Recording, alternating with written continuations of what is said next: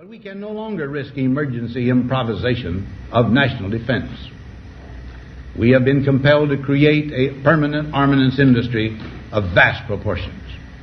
In the councils of government, we must guard against the acquisition of unwarranted influence, whether sought or unsought, by the military-industrial complex.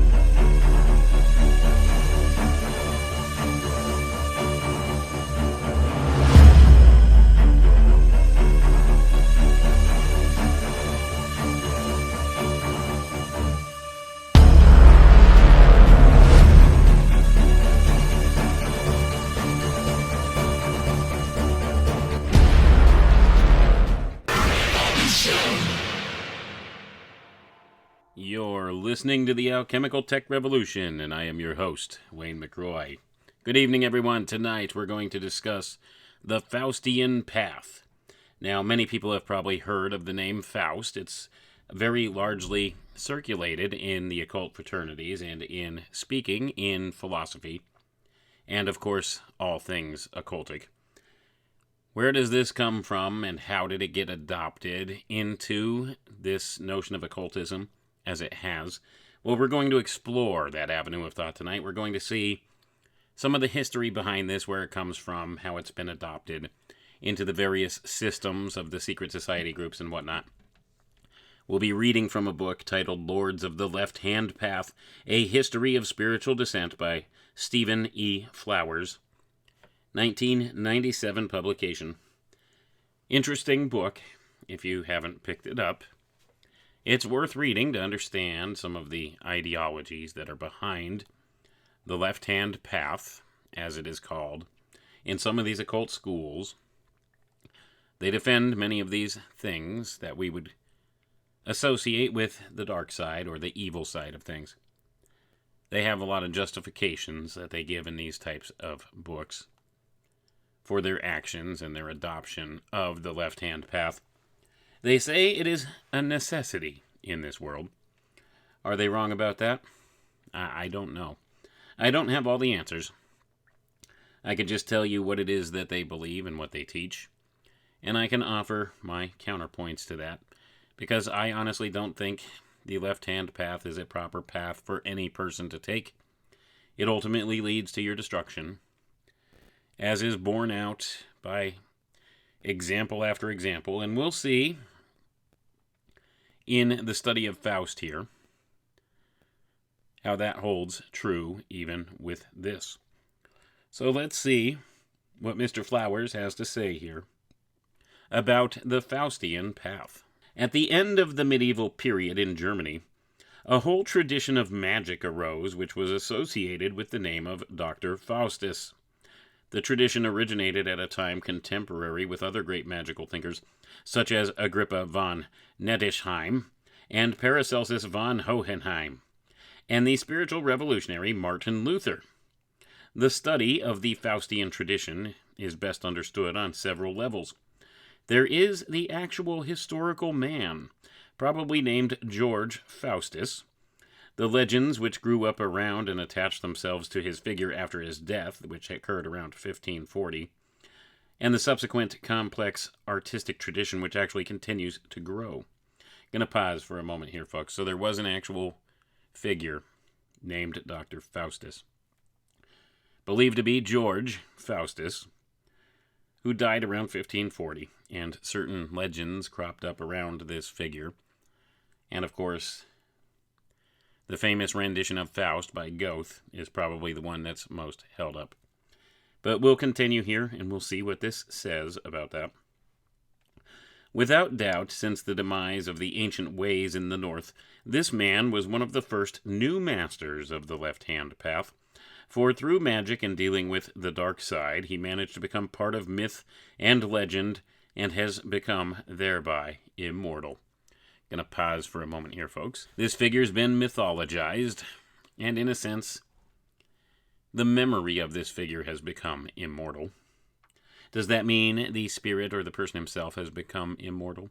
Not necessarily, but of course, the occultists would probably like to think in those ways. Perhaps, according to the occultists, he's become one of the 1,000 points of light, his star in the sky. That's what the stars are all about, according to some of these occult traditions. You become one of the 1,000 points of light. And this is a multifaceted reference, and pun fully intended there. This also refers to the facets of the finished Philosopher's Stone, the 1,000 points of light. This would be synonymous with thinking in terms of a diamond, a rough diamond, and then it slowly becomes cut and shaped over time to take on its beautiful form, with all the different facets etched within. And this is part of the notion of the Philosopher's Stone, wherein you achieve these 1,000 points of light, or these 1,000 facets of the hewn stone, when it becomes fully crafted. So there's multiple levels of meaning here, and some of them would equate this to the stars in the sky as well. If you become immortal in this way, you become a star in the sky, according to certain traditions. And we see how all these things kind of cross over here. And the notion being conveyed here by Mr. Flowers is that Faust became immortalized in this way among those of the occultists. They see him as having transcended now, because of the way that his acts and his deeds and his personality has been recorded and mythologized now. So now he's become a figure that's important in a certain aspect to many who practice the left-hand path, especially here. So let's read on, and we'll see what else we could find out about this figure. The historical Faust was probably born in or near Niddington in southwestern Germany in 1480, and died near there at Staufen in 1539 or 1540. He was born with the first name George. In early tradition, changes the name to Johann or Johannes for some unknown reason. The name or title Faust or Faustus could either be from the plain German name Faust, which means fist or club, with the addition of the Latin ending us, or it could be a later title from Latin Faustus, which means favored or lucky one. It has been noted that Simon Magus also went by that title in Latin. Gonna pause for a moment here, folks. For those who are unaware, Simon Magus is an extremely important figure to many of these secret society groups, especially those that lean towards this left-hand path tradition. Groups like the OTO and the Argentium Astrum, they put a lot of reverence on this type of a notion of Simon Magus, and some claim that Simon Magus and Jesus are one and the same person in these occult fraternities. I'm not kidding about that.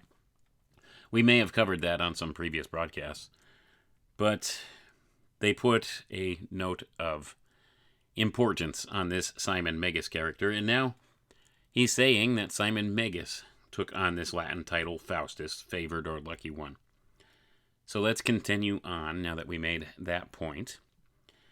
In one primary document, he also calls himself Sibilicus.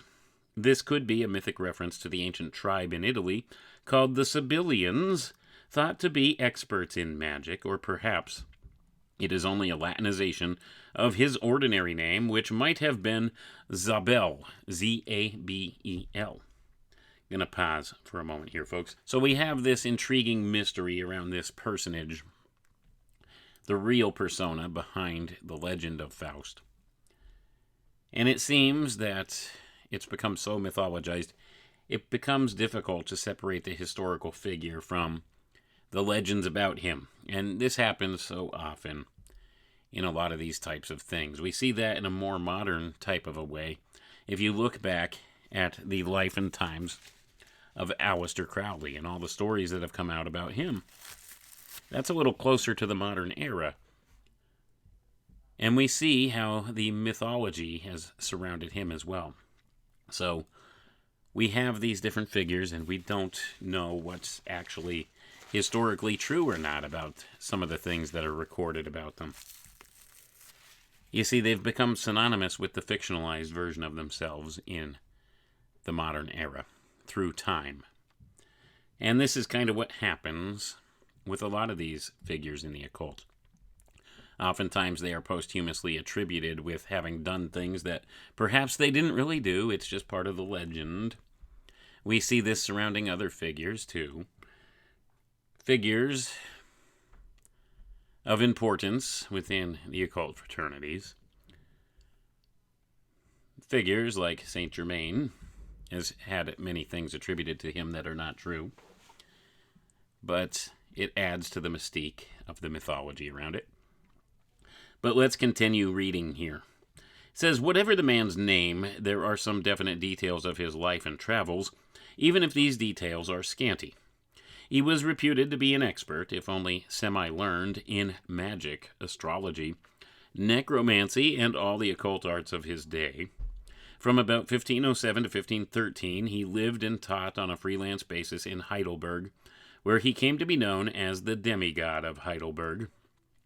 In 1513, he was active in Erfurt, where he conjured images of Homeric myth while giving lectures to awestruck students.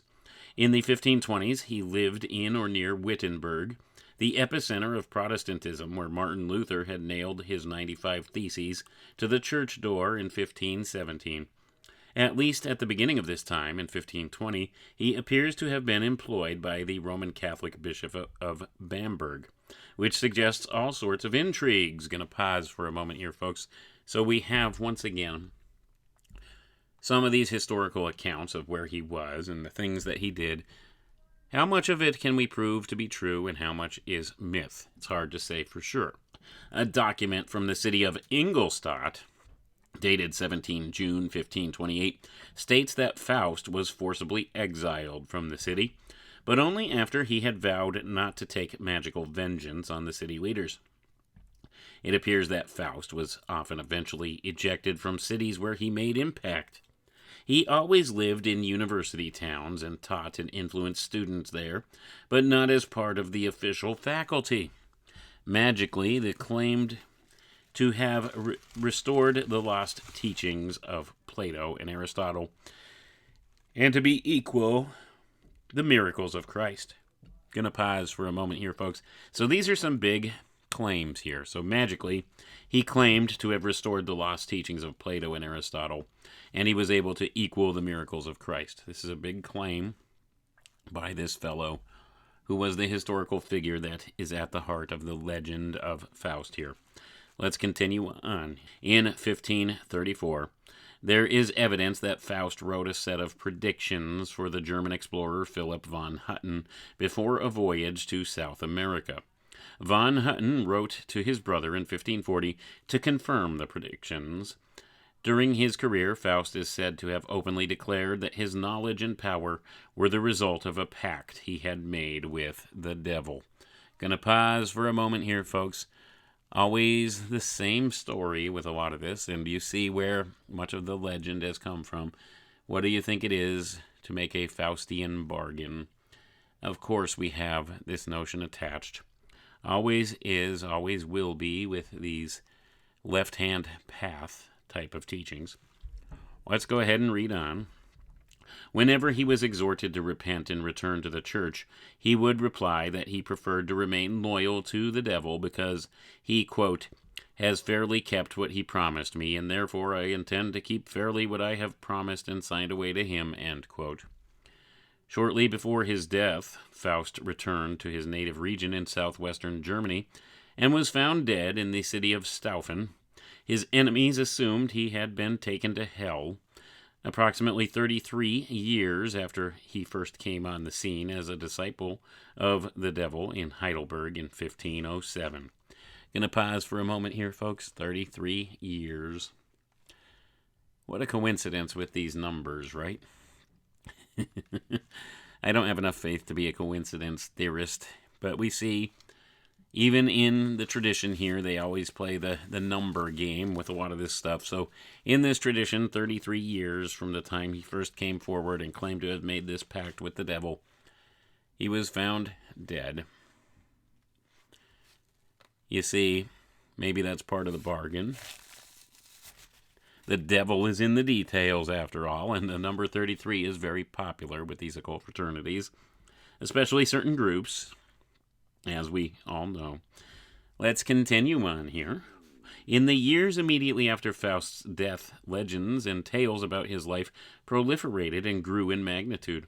Even in Faust's lifetime, his exploits were being merged with those of legendary magicians.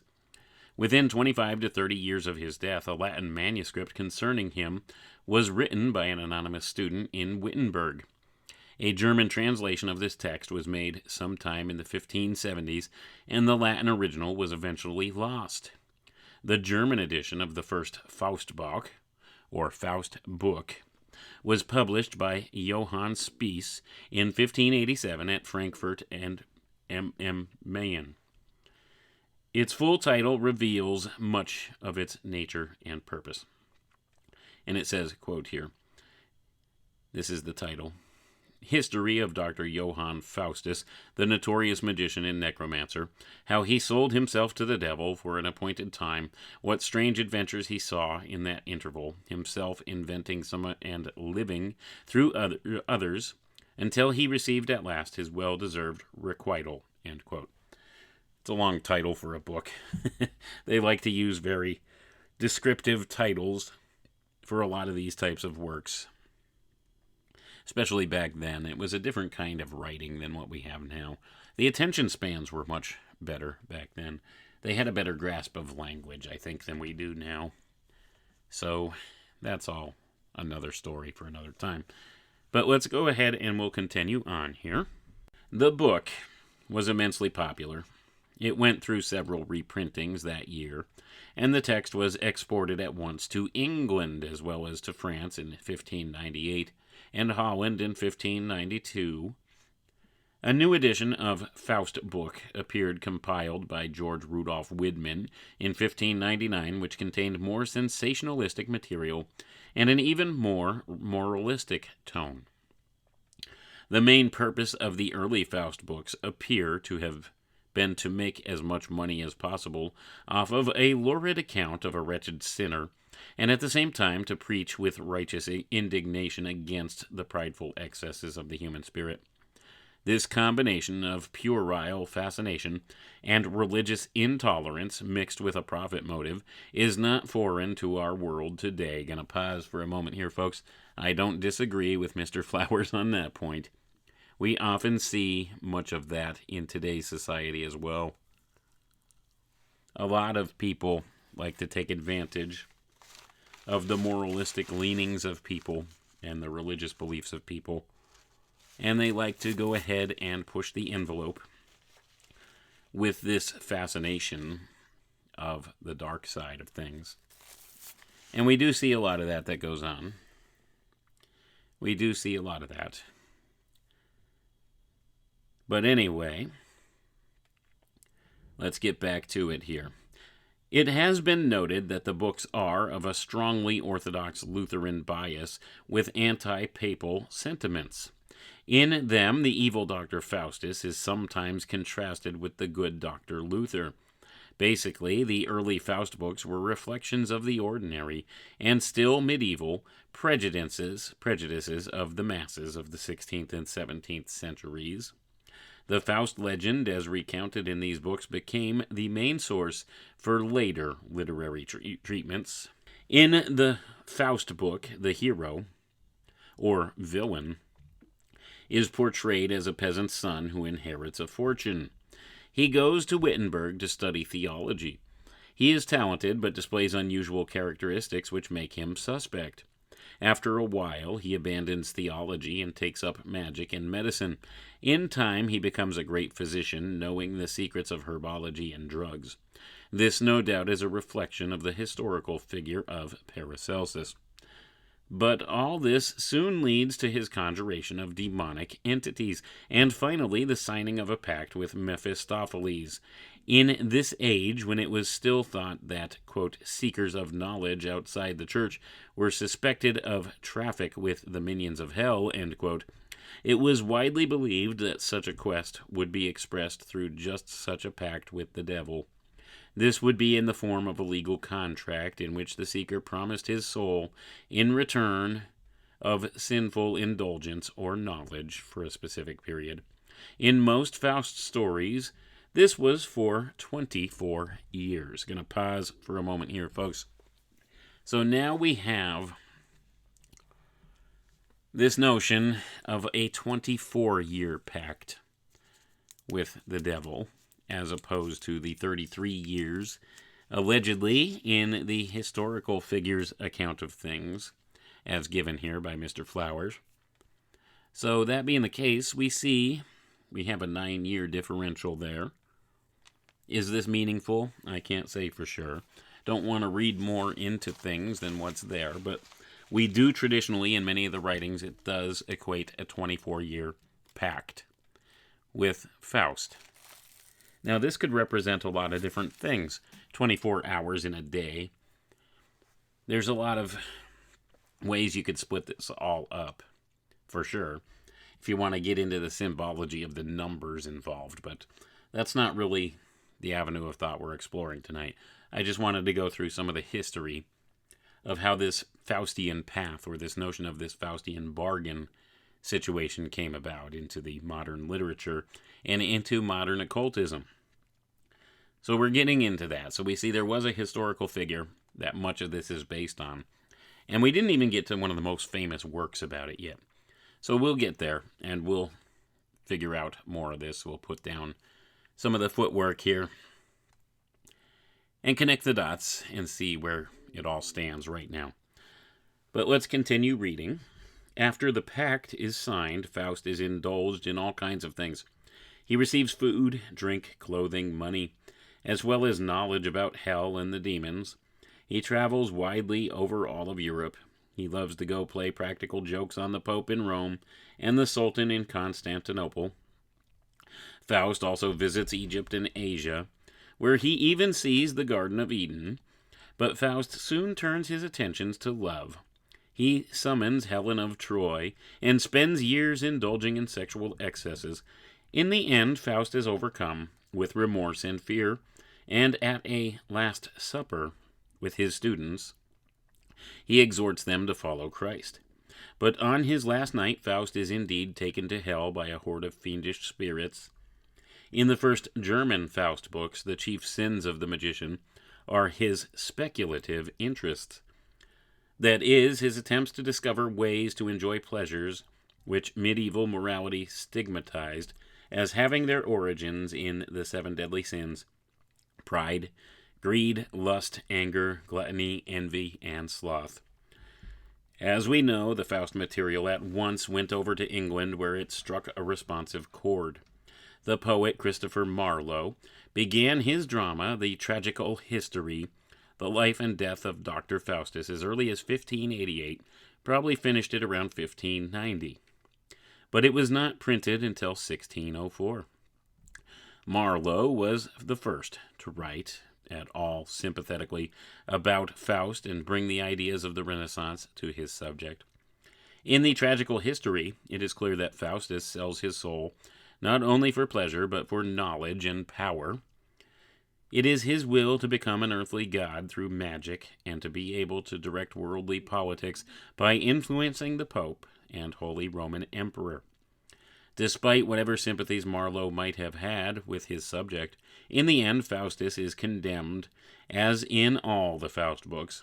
The complete Faustian treatment of Faust remained for a more Faustian man to complete, J.W. von Goethe. We shall return to a transformed Faust in the next chapter. Going to pause for a second here, folks. I'm not sure how far into this we'll get. But certainly, Goethe is the one who made this whole Faust idea famous in the modern era, especially to the modern-day occultists. So,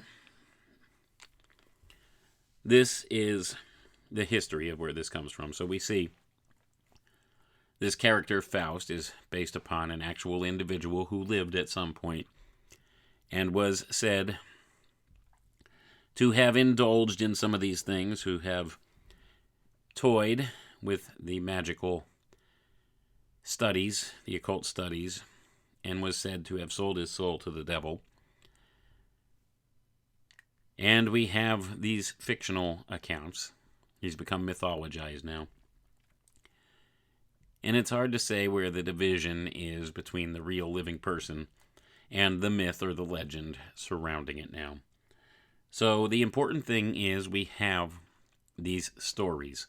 And this is the archetype that's brought forward.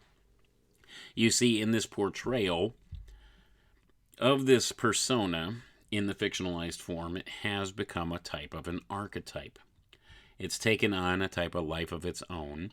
So in a sense, maybe Faust did become immortal in a way, as an archetype, because we're all familiar with the term Faustian bargain. We're all familiar with that notion. It's the making of a deal with the devil in order to gain some temporary advantage. We've all heard that expression. So, who knows? Maybe there is something to that idea. I don't think that equates one-on-one with the spirit or soul of a person becoming immortal in that sense. But that being the case, we have this archetype now that's become present. It's been very much leveraged and utilized by many who follow this dark path.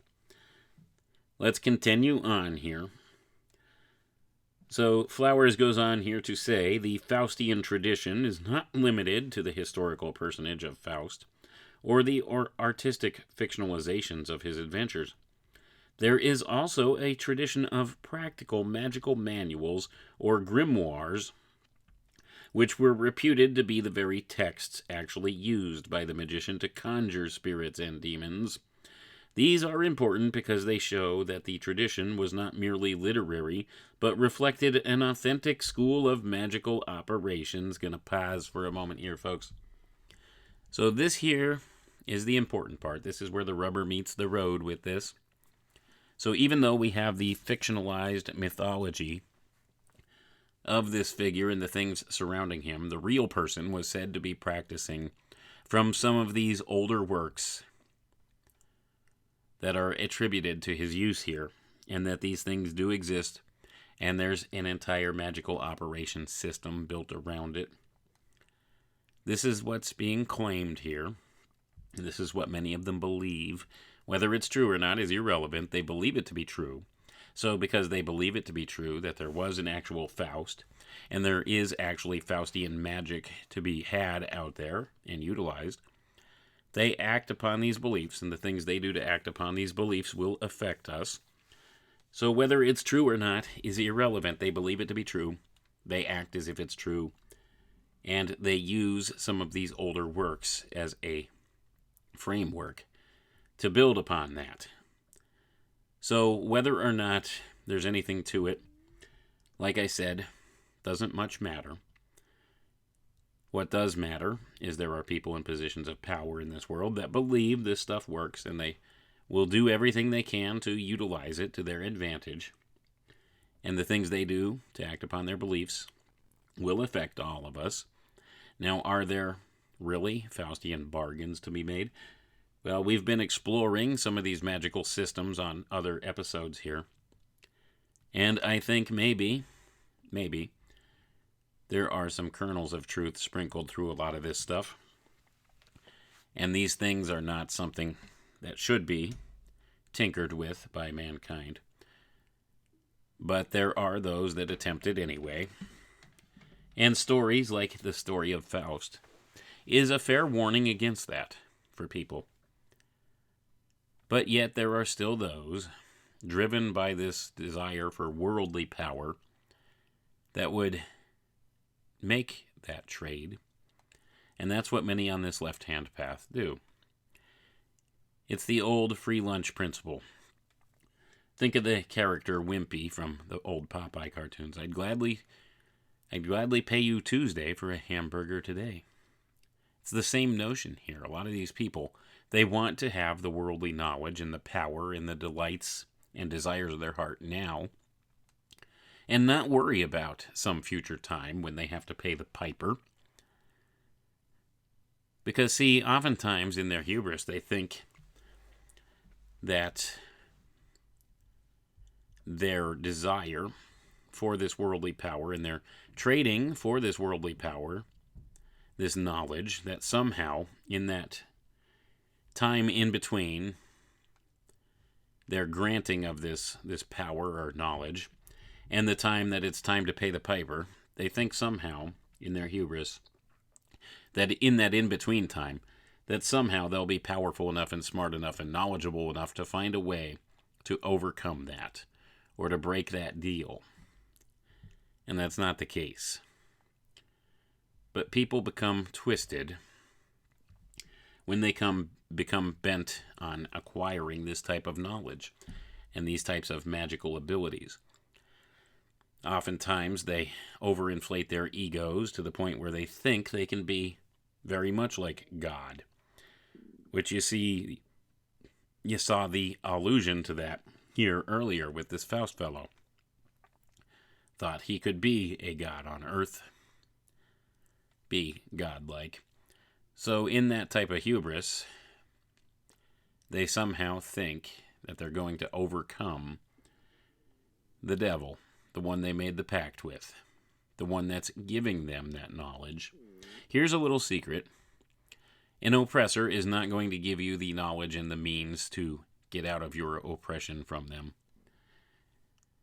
That's common sense. But some of these people lack the common sense. They think somehow they're going to outsmart this being by having this being grant them some special knowledge or ability.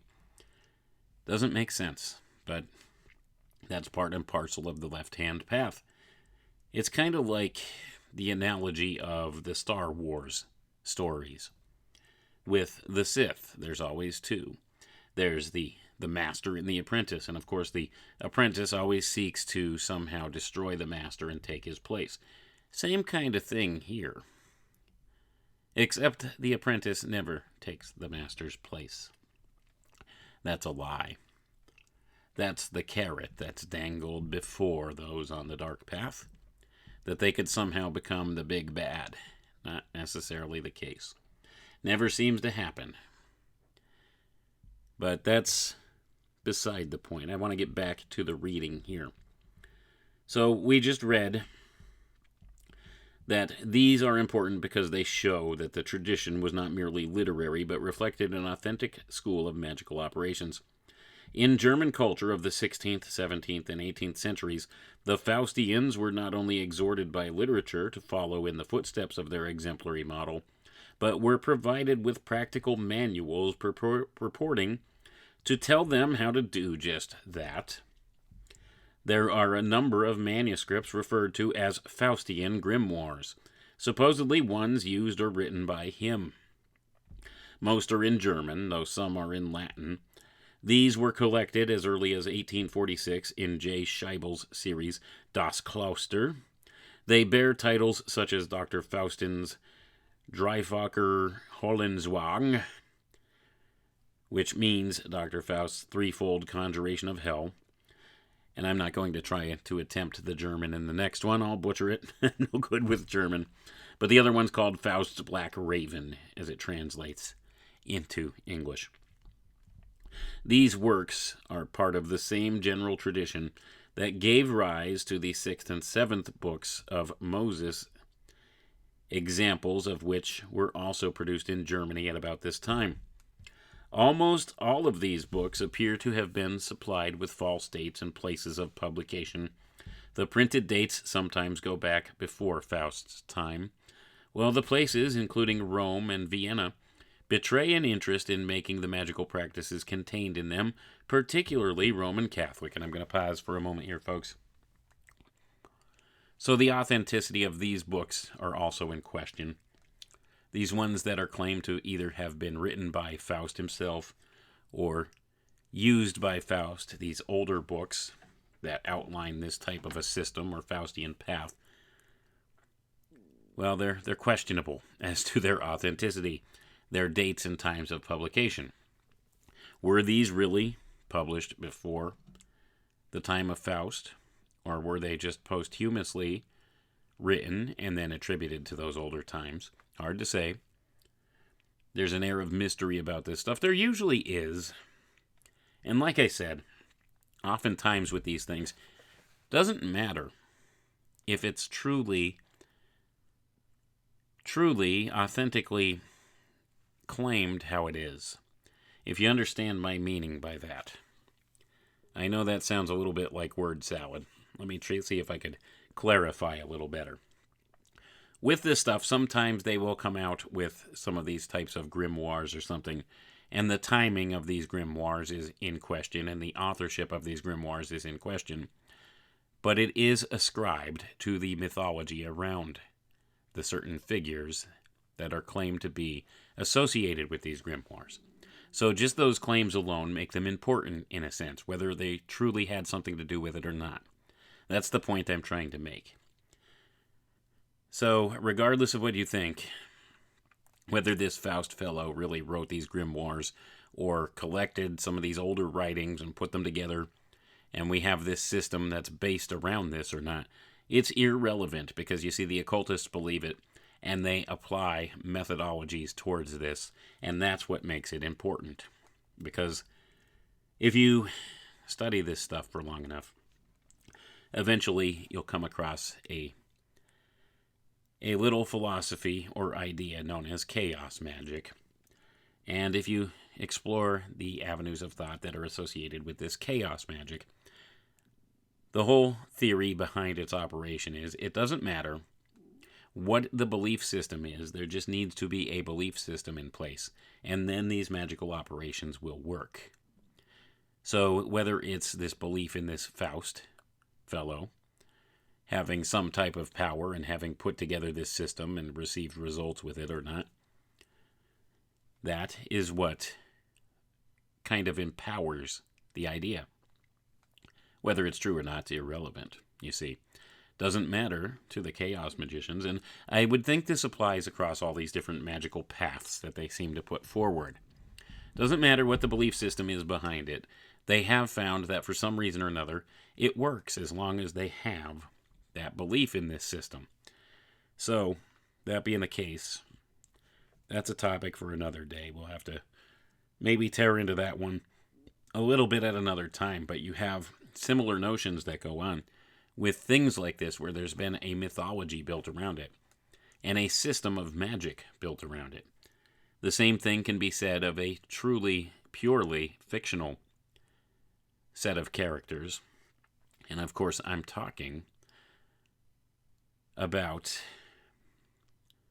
things like Cthulhu, if you've seen the Cthulhu stories, and all of those other various works of fiction that were written by that particular fellow, and I think you know who I'm talking about, even though he had allegedly no ties to these occult fraternities.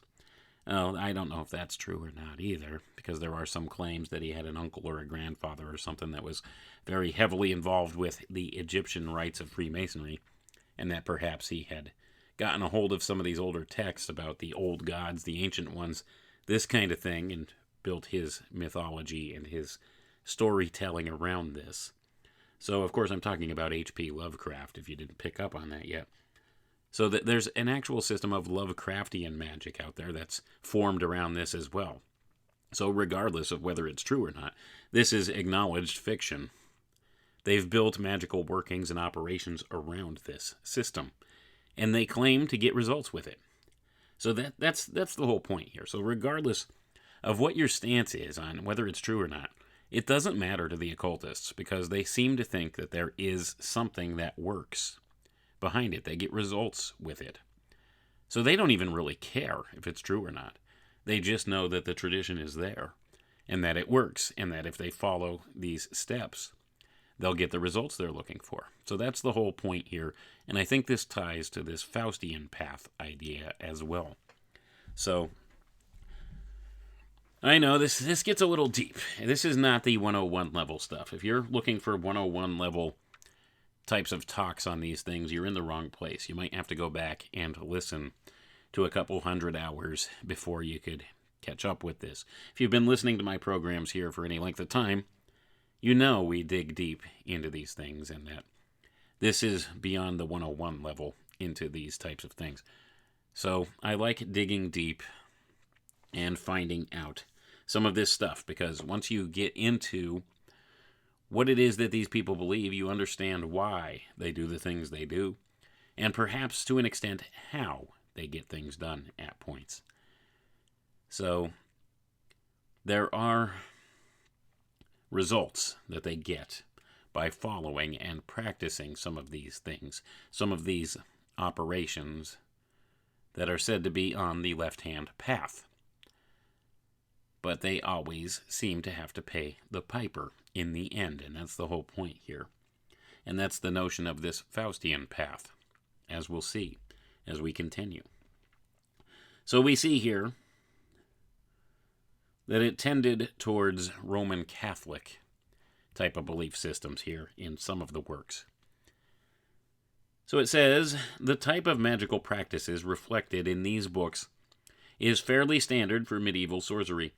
The magician draws a circle around himself, which is full of prayers, names of God, or sacred symbols meant to protect him.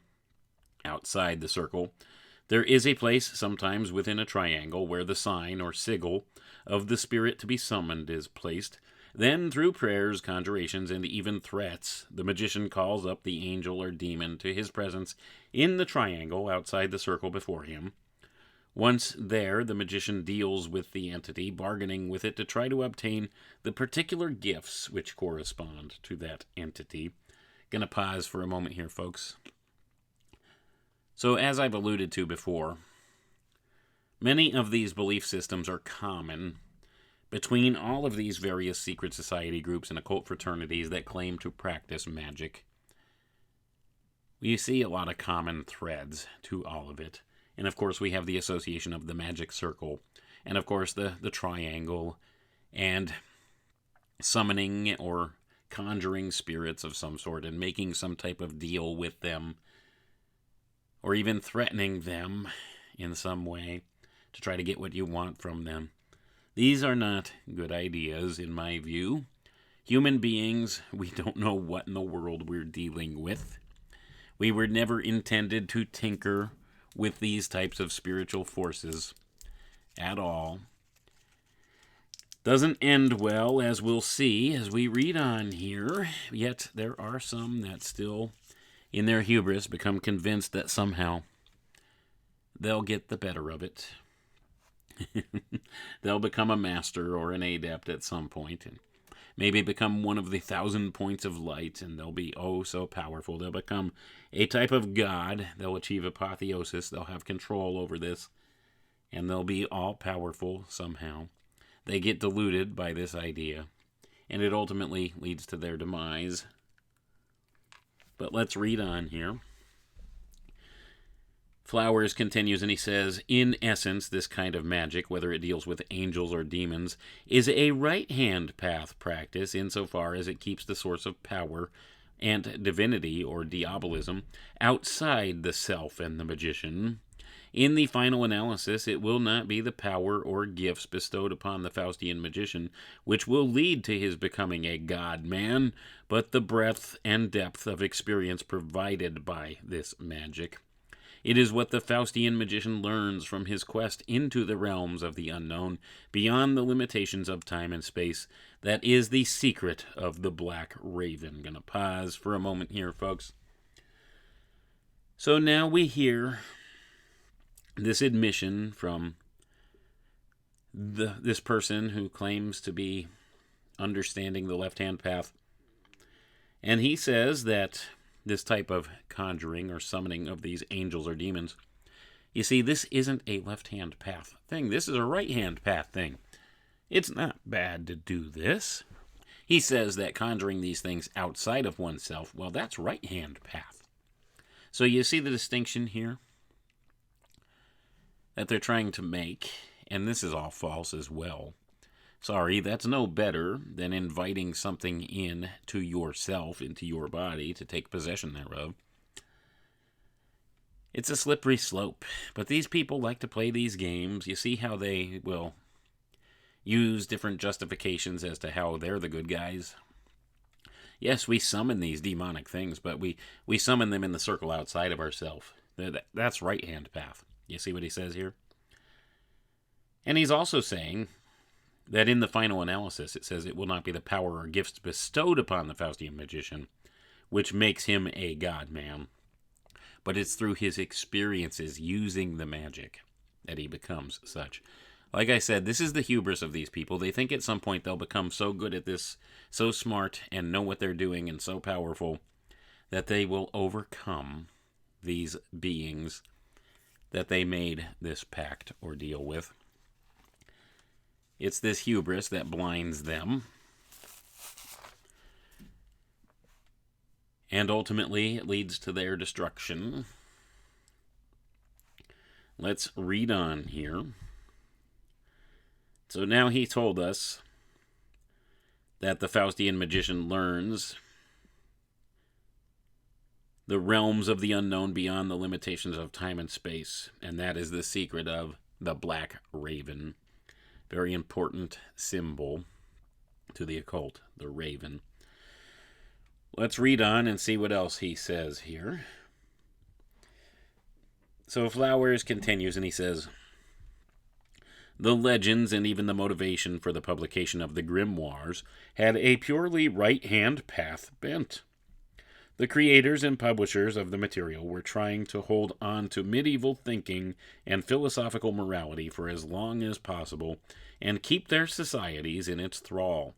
One authority puts it well when he says, quote, numerous are the legends built up around the personalities of men who defied the taboos of their times and sought to probe the unknown nature of man and the universe.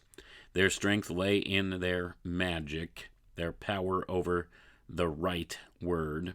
Their weakness lay in their isolation, which invited distrust and condemnation. End quote. The Western Middle Ages were singularly inhospitable to left-hand path philosophy, because of the essentially anti-human bias of official church dogmas, which tended to dominate the period. Going to pause for a moment here, folks. Woe to he who calls evil good and good evil. And that's what we have here. These philosophers of the left-hand path, they believe the same things that are taught through all the secret society groups, that Jehovah, or God, as we acknowledge him in Christianity and in much of Western tradition. You see, Jehovah was the bad guy. Lucifer was the good guy. It's the inversion principle. Once again, they have it twisted. So they see themselves as the good guys, and of course the church, or the religious notion, as that of the bad guys. The inversion principle, once again at play. So they call it anti-human. They say the church dogmas have an anti-human bias, and that they are the ones that are right, and of course the church dogma is wrong. Let's read on here. The Renaissance would partially, but only partially, compensate for the cultural losses incurred during the medieval epoch. It would not be until the 20th century that the spiritual baggage of the Middle Ages could be dispensed with completely. But even now, the medieval period casts a shadow that can be seen in the shapes of modern-day witch hunters to TV evangelists. Nothing that has made an impact on the course of human culture ever seems to disappear totally. Indeed, the spirituality of the Middle Ages can be seen alive and well on American cable television on a regular basis. Gonna pause for a moment here, folks. So now he's making the notion that the modern day has echoes of this old Middle Age time period. the beliefs, the dogmas associated with the religion, and that this is a bad thing. But 20th century and now 21st century, well, you see, we're beginning to overcome that now. So now we're at a time when many of these things can finally be left behind, according to this author here. And we see the inversion process. So all of these traditions that we've had, all of these things we know to be good, are all flipped on their head.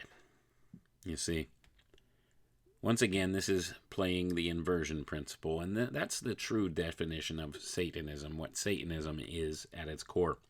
It's the inversion of everything, the inversion principle. So calling evil good and good evil, that's part of it.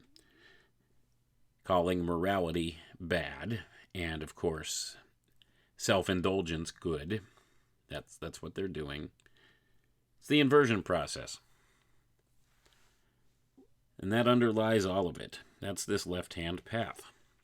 So we are going to get a little bit into the next chapter here that he spoke of.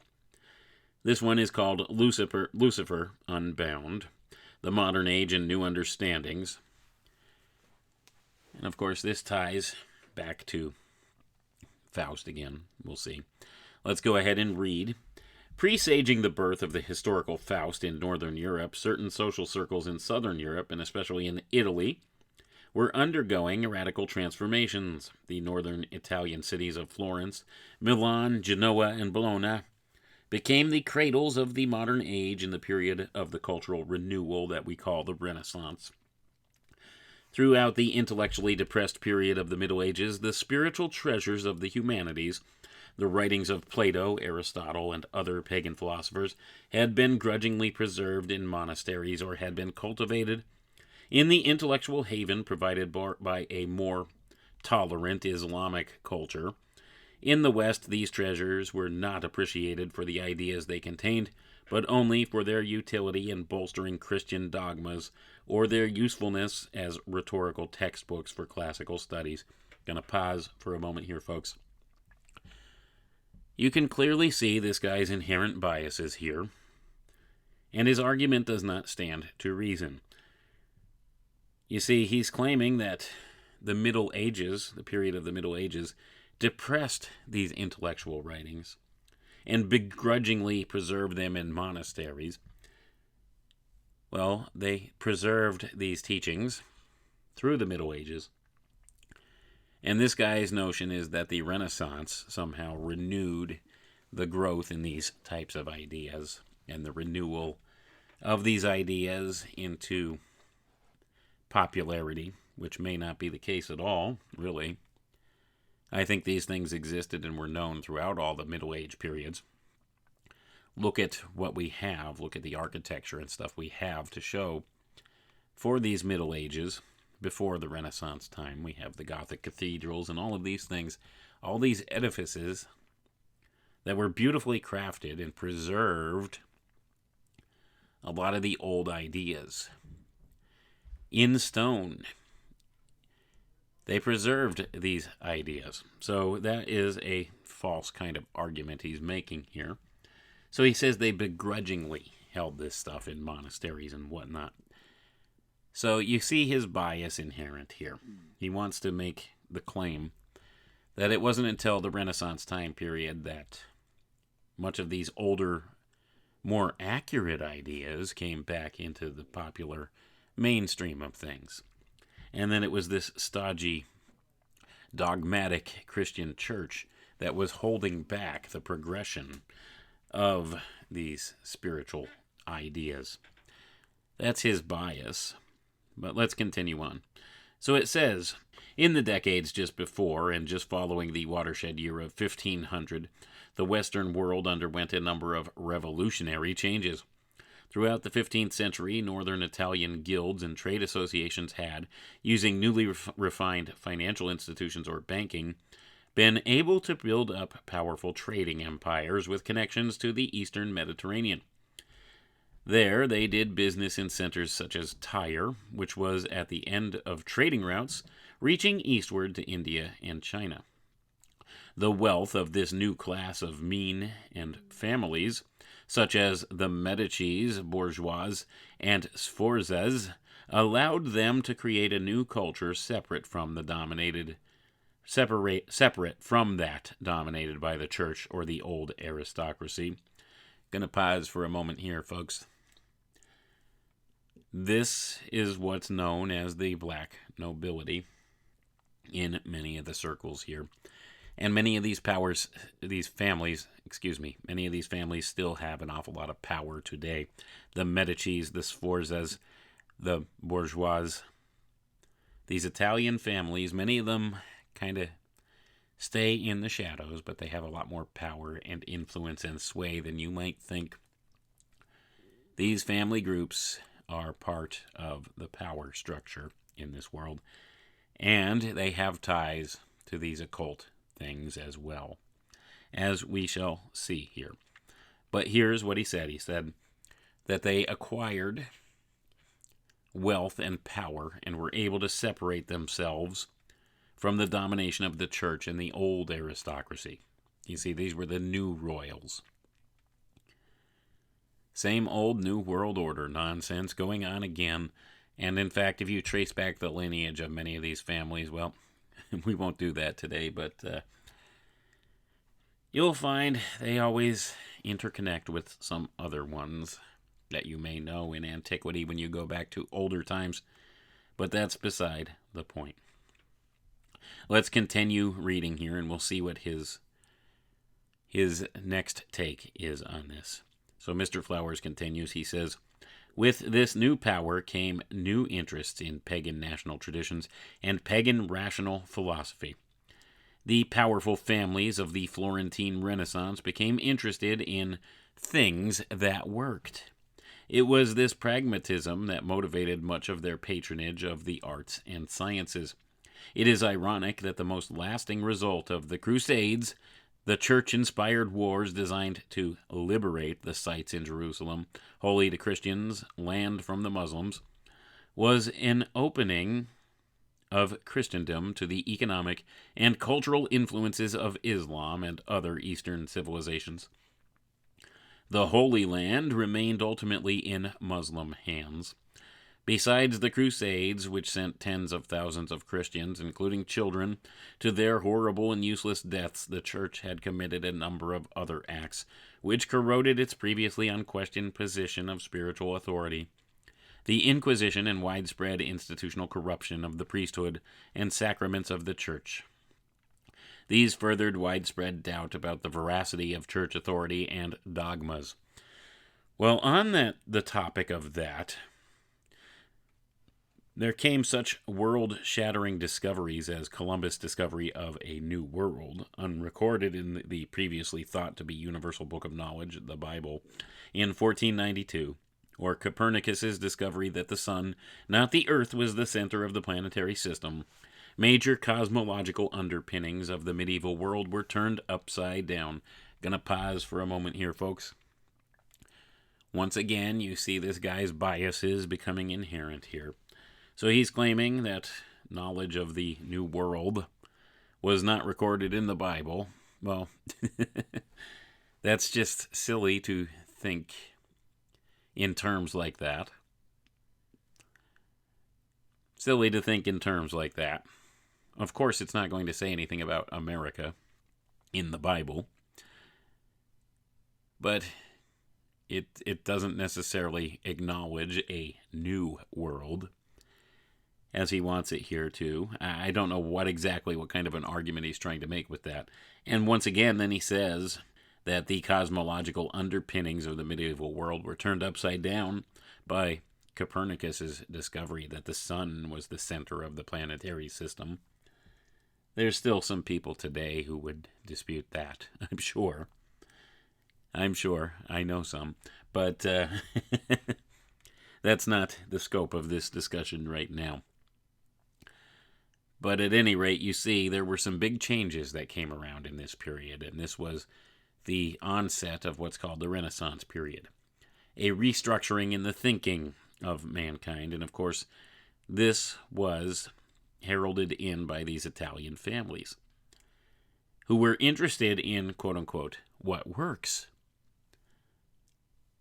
You can change the minds of the people by changing their perception of their reality. That's what works, and that's what was done here. A lot of revelations made during that time period. But let's go ahead and we'll continue on because I don't want to put words in this guy's mouth. He'll tell you what it is he believes in his own words. So let's continue on. So he says, the final blow to the Middle Ages came with the success of the Protestant Reformation beginning in 1517.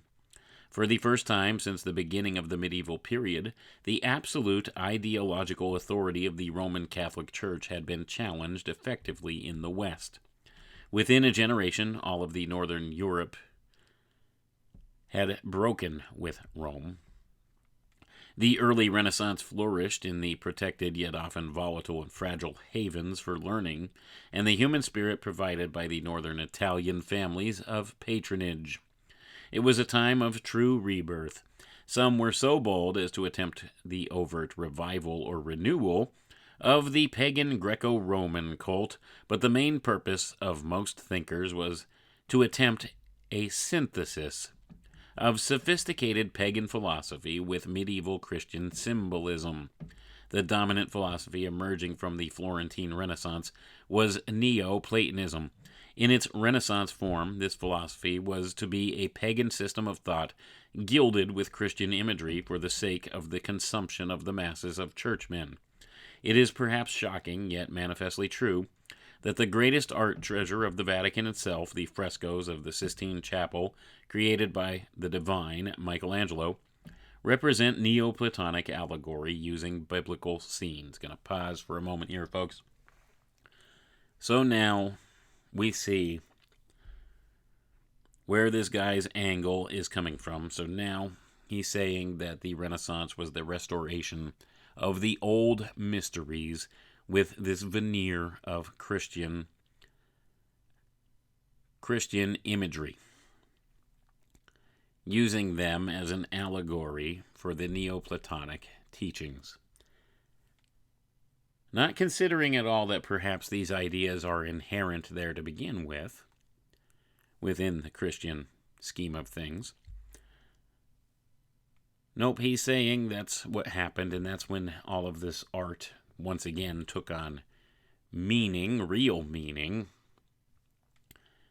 which doesn't stand to scrutiny when you look at all the older works that came about in the periods of the Dark Ages and Middle Ages that he's disrespecting here and claiming that they had begrudgingly held some of these things in storage for that time, but nothing good came out of that time. Now he's saying it was during this Renaissance period wherein many of the old mysteries here were restored. Essentially, he didn't say it in those words, but I could tell that that's what's implied here from reading many of these types of accounts from these various secret society groups based upon their prejudices and their biases and their beliefs. That's what he's implying. The power was restored to the systems in this way. The mysteries were restored. Let's continue reading here. The greatest exponents of Neoplatonism in the Italian Renaissance were Marsilio Ficino and Giovanni Pico della Mirandola. What was most relevant to the further development of the left-hand path in Renaissance thought was the newfound stature of the individual human being and of humanity in general. Ficino wrote an essay called 5 Questions Concerning the Mind in 1495, in which he makes it clear, in keeping with pagan philosophy, that the human mind or will is able, through rational means, to liberate and enlighten itself. So far, he is only in agreement with most other pagan systems, east or west, which do not posit the necessity of God's grace in this process. The aim of the mind could still be either belonging to the right-hand path, seeking ultimate union with the divine, or with the left-hand path, seeking permanence and divinity for itself. Gonna pause for a moment here, folks. And now you know what it is that these secret society groups believe and what path they stand on. He identifies it right here. The right-hand path, he says, is seeking ultimate union with the divine. The left-hand path is seeking permanence and divinity for itself. You see, all of these people who follow these secret society groups and these mystery school teachings, they all seek the same thing. They want to become God in no uncertain terms. This is the left-hand path by definition. So even if they claim they're the good guys, and they're seeking this apotheosis, they want to become one of the 1,000 points of light. They want to be immortalized in this way, become a type of a God-man. This is the left-hand path by definition, as we see here. So now you know. So even if they claim they're the good guys, and that's their ultimate goal, is to become an ascended master, or to become one of these 1,000 points of light, to become illumined, illuminated, enlightened, they're following the left-hand path. Let's read on.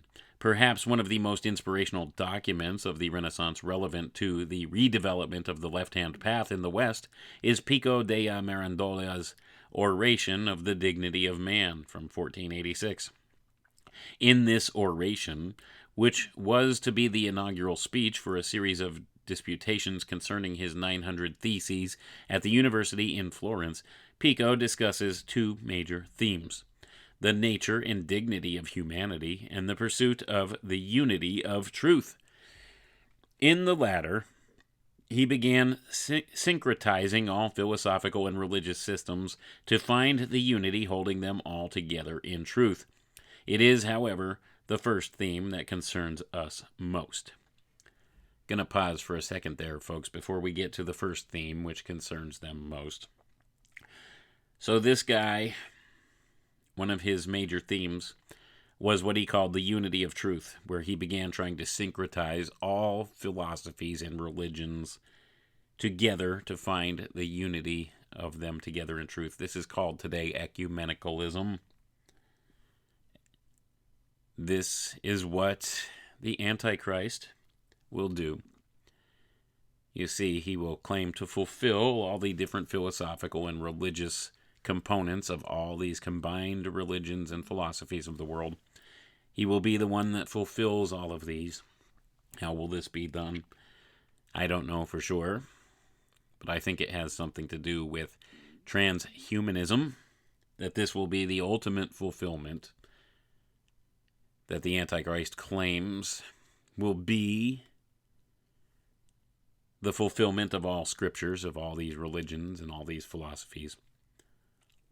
That this is our ultimate destiny. This is what all these things we're talking about. I think this is the way they'll try to unify all these religious and philosophical ideas into one universal, accepted idea, or one world religion.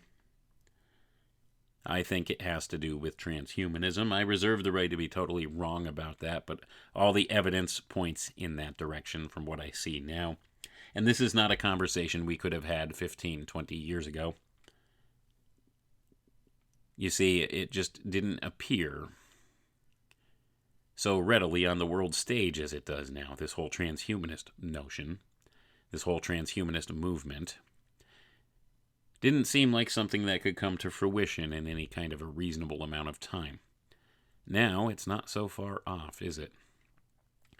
And we could see all the connections back to the old scriptures, the prophecies, the way that they could maneuver this transhumanist ideology into all of these things. And if you go and look, there is a transhumanist group pertaining to every single religion that we have in this world. There's a Mormon transhumanist group. There's a Christian transhumanist group, Catholic transhumanist group. There are Muslim transhumanist groups. All these major religions have their own transhumanist movements and groups within.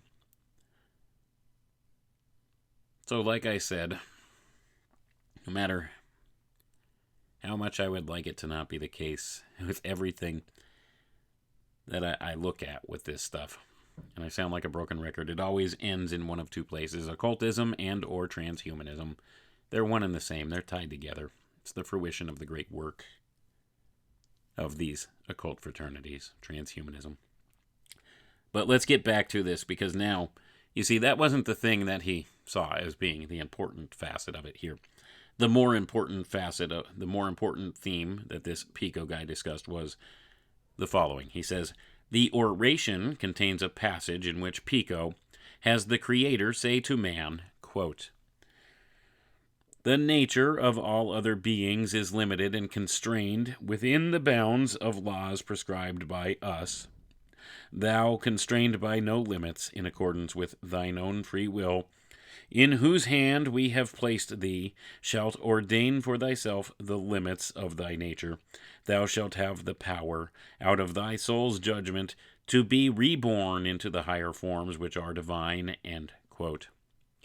So he says here, Pico holds that humanity finds itself in this world in an unfinished or indeterminate state of being.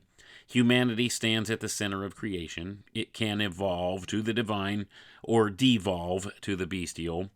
The soul of an individual is what is responsible for these transformations. It is precisely because of the self-transforming nature that mankind can be seen as noble. Man is the only creature not determined by nature, but by will or consciousness. He can exist outside the hierarchy of nature and God in a separate order. I'm going to pause right there. Now you know why they believe the things they believe, why they practice these things they practice. They really think they can exist outside the hierarchy of nature and God in a separate order. That's why they seek to build a wholly artificial system in which they can be the gods of this place. They think they can do it better. And this absolutely stinks to high heaven of transhumanist philosophy, doesn't it? If you study the transhumanist philosophy, it's all based on these same ideas. Man has a self-transforming nature. Self-guided evolution, that's what they call transhumanism. It's a type of self-guided evolution. This is the ultimate hubris. Mankind thinking he can be greater than his creator. Based upon what? The oration of this Pico guy in 1486, excuse me. This is where they get some of these ideas. It's the hubris of man coming through. You see, man, these people who are following this left-hand path, these ones that follow these magical teachings or principles, they think that by their will, if they have a strong enough will, they can step outside and exist outside the hierarchy of nature and God and create their own separate order. They can be God. They have no limits upon them. Really, you have no limits? No limits, huh?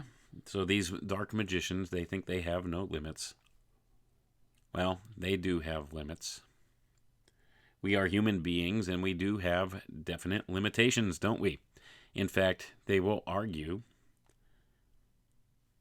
that they need to overcome these limitations, and that's why they seek this transhumanist notion of things. They think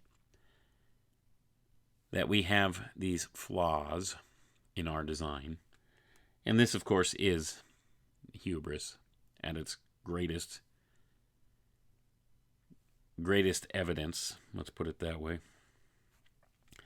Anyway, I want to cover just a little bit more before we sign off here. So let's read on because we're running short on time. So getting back on track here. Next, he talks about what he calls Old Nick. Another side of the Renaissance was shown by the first master of modern politics, Niccolo Machiavelli. His most famous book, The Prince, which was written in 1513, develops a political philosophy radically at odds with the Christian theory. Instead of deriving all power from God, Machiavelli sees that dealings with God must be based on pure faith, while political aims must be pursued in an atmosphere of pure reason, in order that the rational and virtuous ends of government may be achieved. The morality of the means used to realize these ends is measured purely in terms of their effectiveness. Gonna pause for a moment here, folks. The ends always justify the means with these people. This is moral relativism at its height. This is the Luciferian philosophy, let's be clear. We'll get there. Let's read on. The ends justify the means. Gonna pause for a moment there. Okay, he just said the what was supposed to be the quiet part out loud here in his book. I just said it out loud for you people, just because it was inferred there. I didn't read the next sentence yet, but there it is. He says, the ends justify the means. As a ruler, Machiavelli concludes, it is better to be feared than to be loved, since love depends on the subjects, but the prince has it in his own hands to create fear. The wise prince will rely on what is his own. Gonna pause for a moment here, folks. Now you know why they try to leverage fear against the masses all the time. They want you afraid. They don't want you to like them or respect them or love them, these political leaders. They don't care about that. That's why we by and large, we hate our political leaders, don't we? We really don't like them. Nobody's happy with the jobs that they do. Nobody is happy with how they represent us. This is all on purpose. They don't want you to like them or love them. They don't care about that. They just want you to fear whatever the results of these people not acting in certain ways will be. That's how they maintain control. These are all based upon these Machiavellian ideas. Let's continue on. So he says his cosmology, at least for political purposes, did not place God in a central position. He saw political affairs as largely the result of the interplay between virtue and fortune, or fate. The ideas and theories of Machiavelli had a profound effect on the advent of the modern world. His words have echoed throughout history since his death, as he dared to write what others only kept hidden in their hearts. Machiavelli did not attack religion or Christianity directly, and always focused his attention on the practice of virtue and the good. But because he largely ignored the importance of the church and God in his political theory, he was seen as a threat to the power of the religion. This, which may have earned him his cognomen, Old Nick. The Renaissance represents the infancy of the modern age, which would eventually allow for the practice of more left-hand path philosophies.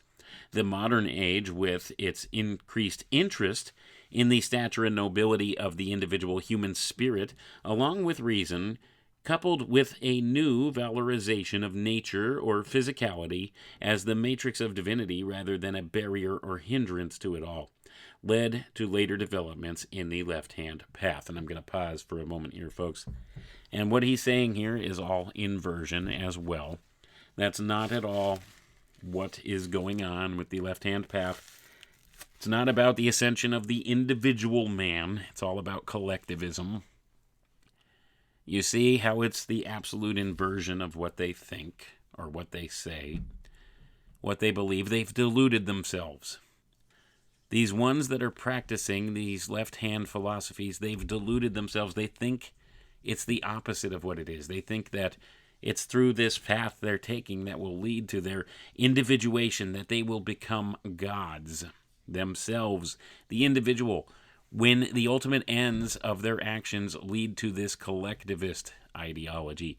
You see, the ultimate goal, the ultimate end state of transhumanism is the collective consciousness of mankind, the Borg mind, the hive mind. That is not individuality. That is not an individual becoming a god. That's not how this ends.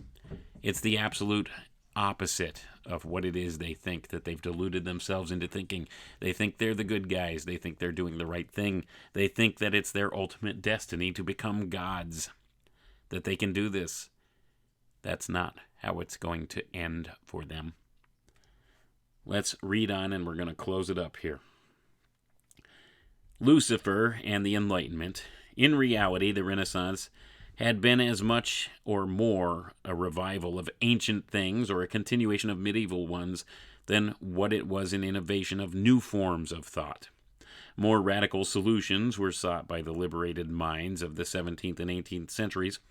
Tradition of all sorts was suspect of gross error, and scientific methods were pursued by which each individual could prove the nature of himself and the world, seen and unseen around him. If Satan, the adversary of God, is ever to be equated with the independent, incarnate human mind in a rationally enlightened state of being, then it is in the Enlightenment that he finds his first home since the advent of Christianity in Europe. The foundations of the Enlightenment rest with such thinkers as Francis Bacon in England and René Descartes in France.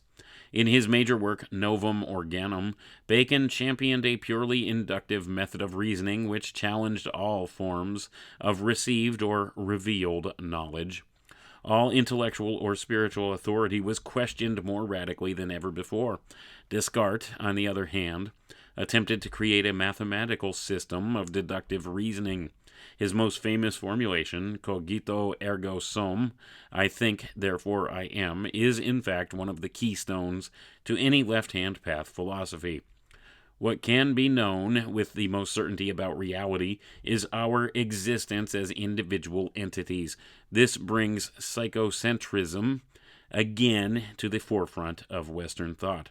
Descartes himself realized the diabolical implications of his ideas on some level and tried for much of his life to reconcile his system with Christianity. But the genie was out of the bottle. By 1687, Isaac Newton had published his Mathematical Principles of Natural Philosophy, in which he presented a unified, rational, coherent theory of the mechanics of the universe as known in his time. So I'm going to pause there, folks. So once again, he's playing on this inversion principle we see where they're claiming that those that practice the left-hand path, well, they challenge these things that are said to be received or revealed knowledge. They challenge this stuff with purely inductive methods of reasoning, like scientific method. That's not true at all, because these people claim in their own teachings that they can acquire mystical, magical powers, that some spirits reveal information to them, that some powers, clairvoyant powers or such thing, reveal information to them. This is not something you can inductively reason out. You can't truly prove with any type of scientific methodology or anything of the sort. So you see the inversion at play again. Of course, it's okay if they believe these things and tell people they know this stuff based upon that experiential factor. But this is the argument they make against spiritual rationality of any sort. And we didn't even get to the idea or notion of paradise lost. This has actually become a longer read than what I thought it was going to be, so maybe we'll continue this at another time. But we see here this Faustian Path. It aligns greatly with what is known as the left-hand path, and we see how it's the inversion principle at play, and everything these people believe that they are doing and that they are somehow justified and right in their actions and their directions they take, that's going to lead them to this ultimate power.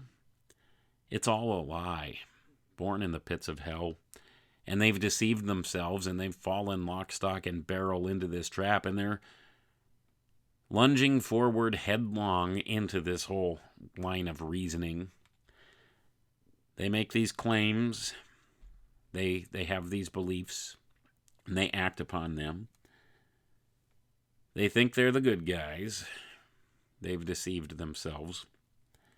They think that this is somehow a method of acquiring power, that it works, but it always ends very badly for them, and they don't seem to want to accept that or see that. Well, they just didn't do it right the last time. It's like the whole notion of communism. They're just not doing it right. They just have never done it right. It's never worked in the history of the world, right? Well, they just haven't done it right. We'll do it right this time. Yeah, okay. It always has the same end results. It's the same thing with this stuff. Apply a little bit of common sense and reason to it, and you can know that. I mean, they even admit to it in their own writings, but somehow they still wind up following these paths, these dark paths, and winding up the worse for it. And oftentimes they make the world the worse for it as well, and bring others down with them. And this is why it's important to explore these avenues of thought, because sometimes some of this stuff sounds attractive to people. A lot of people would like to have worldly power and knowledge and maybe be able to use some type of magical principles to get the things that they want. But you know what? It's a shortcut, and it's a shortcut that doesn't work out for the good in the long run of things in many instances. And so use that as an example. What happens when you take shortcuts with things? There's no shortcut to the hard work of this spiritual battle that we're in. There's no shortcuts. It's all about a relationship with God, and the path to get there, it's a simple one. It doesn't have to be a complicated one, but at the same token, it's one where you have to actually put in some effort towards this relationship with God. There's no shortcut to it, and you can't just skip past that and exist separate from God, like these people would believe, and become God yourself. It simply doesn't work that way. No created thing can ever be greater than its creator. It defies logic and reason to think so, but these people seem to pursue avenues of thought wherein they think somehow they are made without limitations, simply because they were told that they are made in the image of God, which, although that is true, it doesn't mean we are without limits. We most certainly have limits. We can see that. It's very clear. It's reasonable to think in that term. But as defined here by this magician who follows the left-hand path, the right-hand path seeks unification with God. The left-hand path seeks to become God themselves and separate themselves from God and be gods themselves. That's the whole notion here. That's the secret society group teachings in a nutshell, all of them. They all teach the same things. It's the Luciferian philosophy, and it's a lie born in the pit of hell. And this Faustian path, same thing. There's a reason it's called the Faustian bargain, and it always ends badly. So we see some of the roots of where this comes from, and we can determine that there are people who actually follow some of these principles in certain ways, and it doesn't end well for them, but they think maybe this time they'll do it right, and somehow it'll end differently. Well, that defies logic and reason, doesn't it? But anyway, that's all the time I have for tonight, folks. I want to thank you all for tuning in. I appreciate each and every one of you. We'll catch you next time. Have a good night now. Come with me.